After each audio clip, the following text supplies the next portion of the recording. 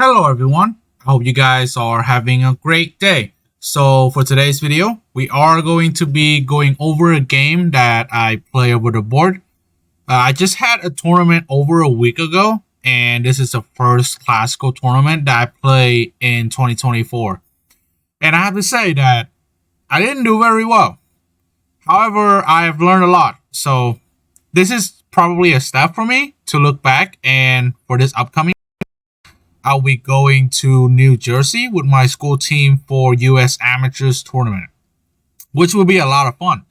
And I also hope to do better so I can post the games for you guys. So let's get started to the game. So here, for this tournament, the tournament time control is 90 minutes with 30 seconds increment every move. Going into the first round, I am playing a 1500. So I expected to have an easy game, or so I thought. I decided to go for my main weapon. My opponent responds with d5, and I immediately go c4 going into Queen's Gambit. And to my surprise, he actually took it right away. For some reason, I always forget to take a look at this opening because no one plays it. Fortunately, I have played some in Blitz games, so I took some brief looks at the engine, so I'm still fine here. And here's I play e4, which is the moment where I already regretted after the game.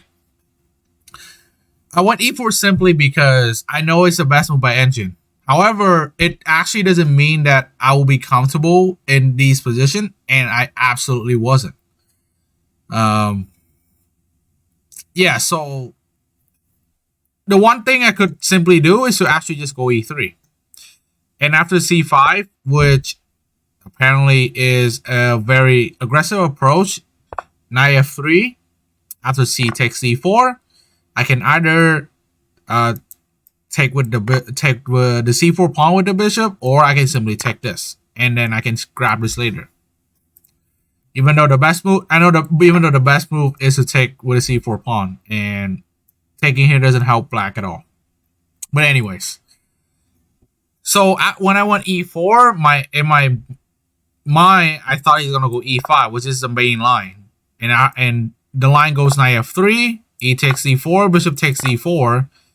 And basically, this is very similar to like a Philidor or like the Scotch Gambit, but I don't have a C pawn, so my queen can come to b3.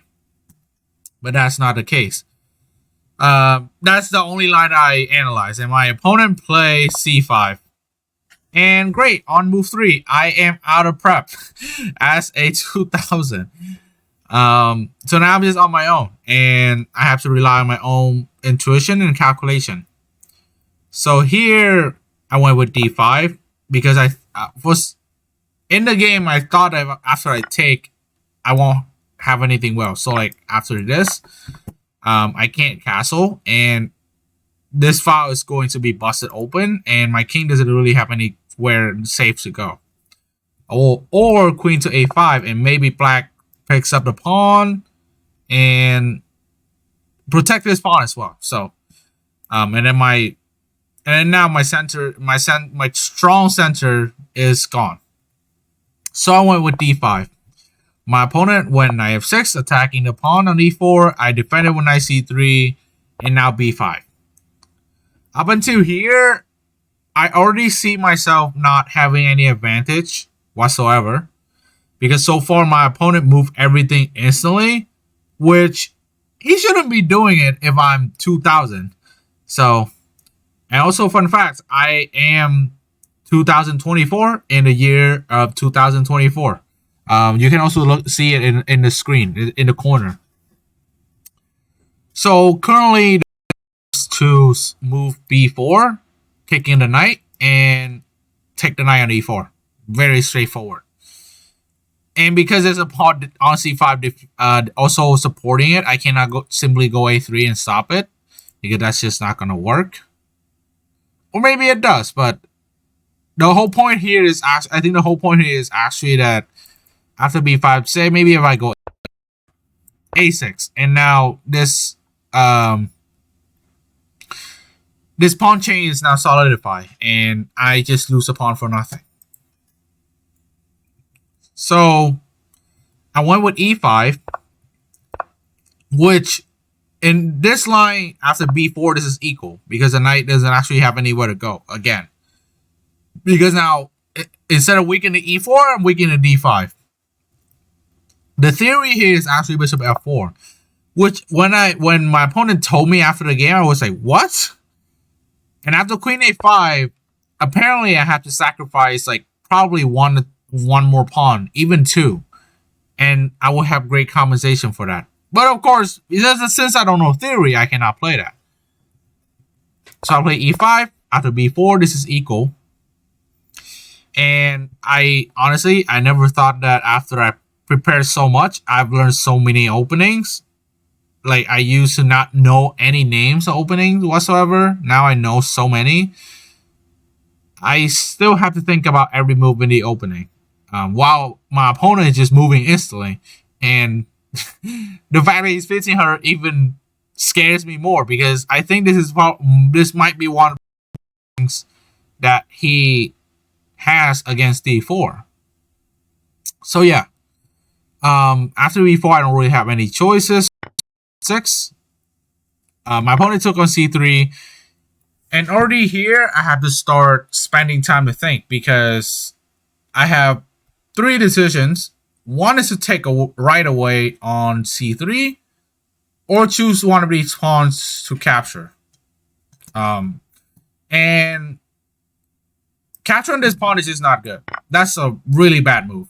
Why? Because although it seems like the g file is open, you see this bishop is now looking at this diagonal, and now this pawn is suddenly protected, and you actually can't even capture it, because after captures, your rook is gone. Great. And here I don't want to capture on e7. Although I think that it's not the worst thing in the world, right? So after captures here, bishop takes e7. My king is still in the center, right? And the thing is, I have to deal with this. I can't just like leave it alone. Maybe I can allow takes, but I don't know. Like after the bishop takes, castle, this e file is open, and look at all my pieces. They're still in the first rank, and my king is bust open in the center, and I definitely don't want to deal with that. So here, I just take on c3. And then my opponent went with knight d7. He thought for like probably 30 seconds, not even like a minute here. And I was like, oh my God. And here, I have to make a decision again to see which pawn I'm going to take. I was not going to take, but I realized like if I allow knight to f6 with tempo, then now my d5 pawn becomes really weak. So then I just take on e7. And my opponent takes with a bishop, which is to be expected. And then now here I take on c4. So now I'm temporarily up a pawn. However, if you see, my d5 pawn is super weak. So after knight b6, which is what happened in the game, now I have to make a decision, where do I want to move my bishop. So here I went bishop b5 check. I wanted to go bishop b3, but it's not. I didn't think that it was a good move, because after c4, the bishop is cut off this diagonal, first of all. And second, it is cut off the defending on d5. So after like bishop c2, queen takes c5, there's not really anything I can do. And after the queen trace, now I just have a bad pawn on c3, and there's a pawn sitting on c4. So, and then black has a great game. So of course I cannot allow that. So I went with a check. And after bishop d7 here, I realized that I actually don't have time to just move the bishop back. Ideally, I would like to move my bishop back to e2. However, then I realized that if I do that, my knight cannot go to e2 and protect on c3 anymore. And of course, I cannot go back to d3 because this knight takes d5 and I lose a pawn. You can already say bishop e4, but just bishop c6. And c4, just knight b4. And there's nothing for me to play. So here I realize I have to take. Every move that I make at this point has to be doing something that forces our opponent to react, because I am very far behind in development. So now every move becomes a lot more valuable until my king is completely safe. So my opponent takes back with the queen, and now, nope, because the knight's on b6, I cannot play c4. If I play c4, he's just going to take it. So knight e2. Simply protecting e3, c3, and give the d5 pawn back. So that's what my opponent did. And I castle. I thought about it, and I thought there was nothing wrong with it until my opponent played rook to d8. Which I was like, yeah, why did I give my opponent this file? So what happened is, what would happen in my calculation now is that, right after I captures and black captures with the rook, then now say I go bishop f4, just castle, rook ad1, rook fd8, and now suddenly I no longer have the open file. Like, because I basically have to trade. If my rook moves, the rooks would just stay here forever. So, and if I trade, and now my rook doesn't have any good square to go. Like, maybe rook's e1, but I don't know. Like bishop to f6, and now in terms of piece activity, my rook and my knight are really bad. So this is a very unpleasant endgame that I have to play if I decide to do that. But trading queen is forced, so I still had to take the queen. But then my opponent takes on with the knight. Which then to me it was weird, right? So it doesn't control the file anymore, and doesn't allow black to stack the rooks. However, it creates a different problems, which you are currently seeing on the board. My bishop doesn't have any good square to go. Like, legitimately no square. So if you go on these two square and d2, then it basically becomes another pawn, because it has to protect c3. And e3 to e6 is not really a move. It's not really any square for the bishop, because bishop to e3, say this, knight takes e3, pawn takes e3, and then rook d3. And then now I have too many weaknesses to play to try to solve and deal with. And eventually I'm going to lose them.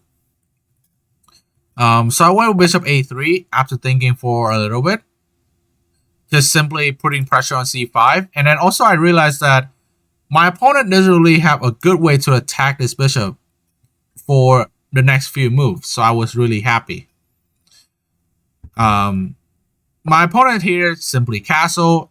And after this move, I can finally like breathe a little bit. I was like, whew, I can finally play the game still. Because I know the game is equal now.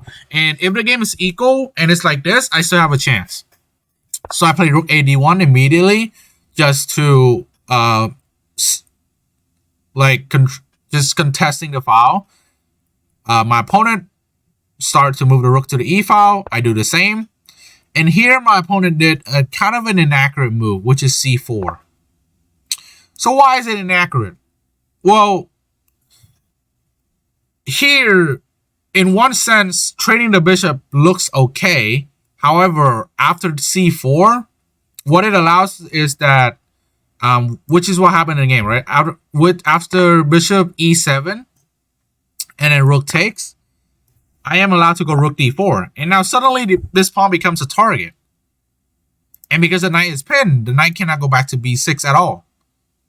So now, this rook can't, and now this rook becomes stuck to the knight too.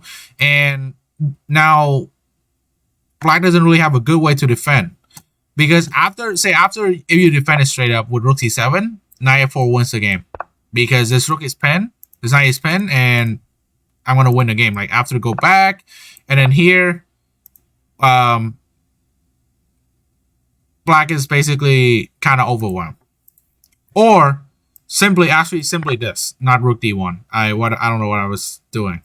Rook d1 actually doesn't work. Rook d1 basically just knight b6 and white and black is fine. But knight takes e5 and actually black can't take back because of back rank mate. So my opponent just ended up give the pawn, which I took, and that was I looked at the engine a little bit, and it's probably the best decision. And then here, after knight b6, just kicking the rook, and also allowing the rooks to get into my territory, I went back to d4 because I have to contest the file. I don't have time to do anything else. And here, my opponent just traded the rooks right away. And this moment, I made like probably the worst move that I made the entire game. So, as you can see on the board, there are two moves that could happen. One, you take with a pawn, and two, you take with a knight. And the thing is, one of them wins the game, and one of them doesn't. And then, for some reason, I took with the move that win me the game, which is the knight. So, is a blunder. Why is it a blunder? Well, it doesn't lose the game, but it makes the game a complete draw now. Because actually, if you take with the pawn, surprisingly, this pawn it's now very firm over here, and this knight is gonna take very long in order to attack this pawn. But after I take with a knight and g6. Solving the back rank issue, I realized that I actually cannot protect both of these at the same time. My best attempt is, I don't know, like after say g3 or knight b5, then there's a6. But then the thing is still like after knight c7, both of my pawns are way too weak. And if you look at my back rank, now I am the one with back rank issues. So because both of us have back rank issues and my opponent solved it first. So then now I actually can't do the things that I want to do the exact same way. So now I have to spend a move to basically resolving my back rank.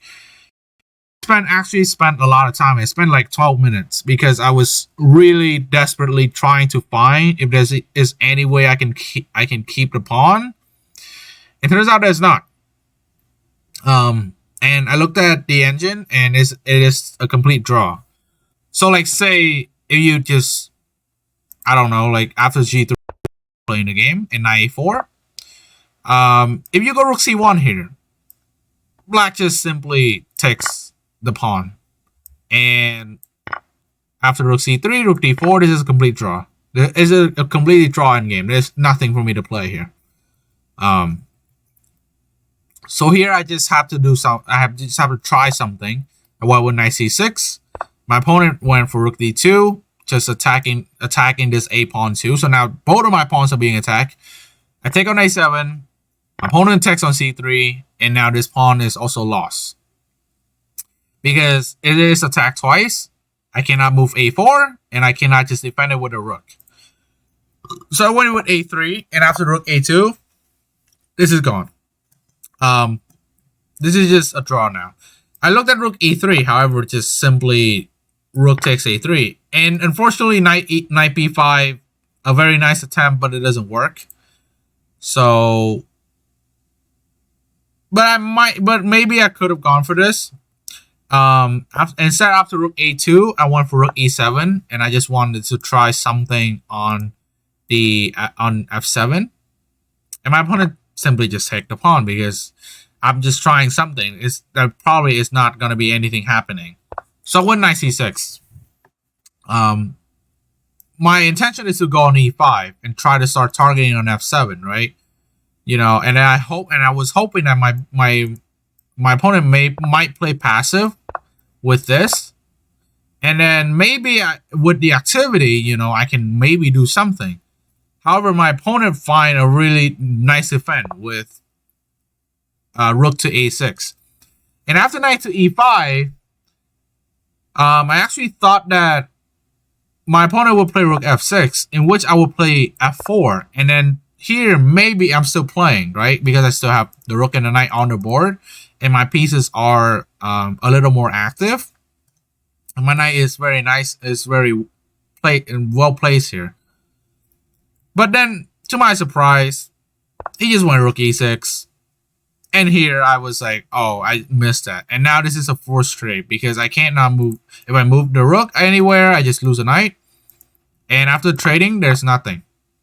Like say f4, king g7, and I cannot make any progress. Like black just have to trade all the pawns, and even if somehow I get a pawn up, I get an extra pawn, it won't matter because the knight can just sacrifice, and a king knight versus king is a theoretical draw. There's no checkmate.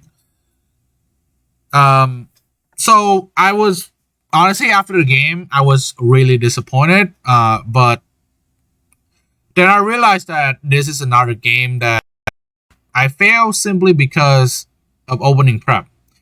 Because throughout my whole life, most games I fail to win or lose simply, or because of opening theory. So this is basically a good reminder that I should and have to take a look at the Queen's Gambit Accepted, which by the time you guys see this video, I already did. So yes, I am now confident in playing the Queen's Gambit Accepted. Like, I'm just going to play whatever I was looking at, and I am not going to try something new anymore until I actually win a classical game. Then maybe. I also think that, like, after this game, maybe Queen's Gambit Accepted is a very underrated option for at the lower level, because if you don't want to deal with all the Queen's Gambit decline theory, which is what I just spent like hours and hours on it, right? So I know like everything in Queen's Gambit decline, and my opponent plays it, I just outplay him. So Queen's Gambit Accepted could be a great option, and you can definitely also look at some of the more dubious variation, which my opponent played in the game, right? My opponent plays c5 after e4, and it is better for white. However, white has to know theory, or it's just equal because there's nothing for white to play if white doesn't know theory, because white has to sacrifice and all that kind of stuff. So yeah, thank you guys for watching. I will see you on Friday. I will post my other game that I play, and I will see you guys in the next one. Peace.